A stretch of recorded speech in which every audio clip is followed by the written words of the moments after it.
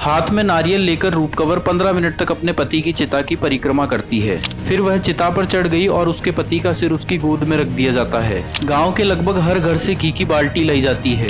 चलते वक्त रूपकंवर चिता से गिर गई थी और उसके पांव झुलस गए थे, लेकिन वह खुद ही वापस चिता के ऊपर चढ़ जाती है। दोस्तों, ये बात है 1987 की, जब राजस्थान के सीकर डिस्ट्रिक्ट के श्री माधोपुर तहसील के दिवराला गांव से आत्मा को विभत्स कर देने वाली एक खबर आती है। इस समय पूरे भारत की नजरें राजस्थान के दिवराला गांव पर टिकी हुई थी। दरअसल आज हम बात करेंगे भारत की अंतिम सती रूपकंवर केस की। किस तरह इन्होंने 18 साल की उम्र में अपने पति की मृत्यु के बाद खुद को अपनी पति की चिता के साथ आग के हवाले कर दिया। आज 36 साल बाद ये केस एक बार फिर से चर्चा में है। 17 जनवरी 1987 में रूपकंवर की शादी माल सिंह शेखावत से दिवराला गांव में होती है। रूपकंवर मात्र 10वीं तक पढ़ी लिखी थी, परंतु बचपन से ही वह देवी देवताओं और सती माता की पूजा अर्चना किया करती थी।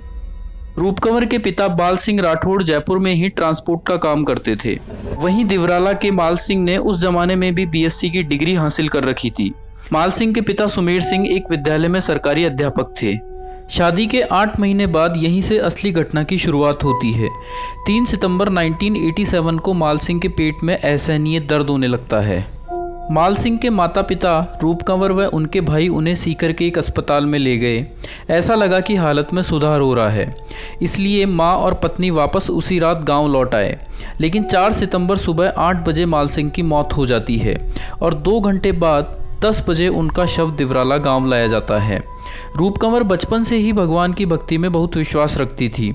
बगल में रखी पति की लाश को देखकर भी वह प्रार्थना करती रही। फिर उसने घोषणा की कि वह भी अपने पति की चिता के साथ जिंदा जलकर सती हो जाएगी। यह बात पूरे दिवराला गांव में आग की तरह फैल जाती है कि रूपकंवर सती होने जा रही है। कई रिश्तेदारों ने उन्हें रोकने की कोशिश की तो विरोध में रूपकंवर कहती है कि उसका विरोध करने पर उन्हें सती का श्राप या अभिशाप होने का खतरा होगा। गांव के कई बुजुर्ग और साधु संत ये देखने के लिए रूपकंवर के घर पहुंचते हैं और रूपकंवर को आशीर्वाद देते हैं। फिर वह अपनी शादी का जोड़ा पहनती है, उसके हाथ में नारियल दिया जाता है और अंतिम संस्कार के लिए लोगों को साथ लेकर गांव का दौरा करती है। आगे आगे रूपकंवर और पीछे पीछे पूरा गाँव। बात अब आस पड़ोस के गांवों में भी पहुंच चुकी थी। चिता स्थल पर हजारों लोग पहले से ही जमा हो चुके थे। रूपकंवर 15 मिनट तक हाथ में नारियल लिए चिता की परिक्रमा करती है। फिर वह चिता पर चढ़ गई और उसके पति का सिर उसकी गोद में रख दिया गया। गांव के लगभग हर घर से घी की बाल्टी लाई जाती है और माल सिंह के छोटे भाई पुष्पेंद्र सिंह द्वारा चिता को आग लगाई जाती है, लेकिन आग नहीं लगी। कुछ ग्रामीणों का कहना है कि चिता अपने आप जल उठी थी। कितना भयावह दृश्य होगा वो, जब एक 18 वर्षीय शांत और मुस्कुराती रूपकंवर पति के सिर को गोद में लिए चिता पर बैठी गायत्री मंत्र का जाप करती हुई भीड़ को आशीर्वाद दे रही थी।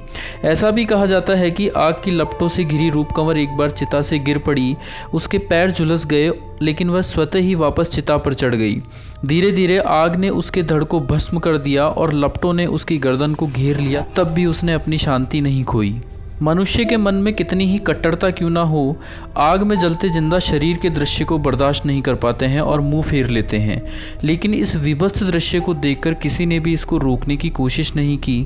दोपहर 1:30 बजे तक सब कुछ खत्म हो गया। 70 साल बाद गांव में दूसरी सफल सती।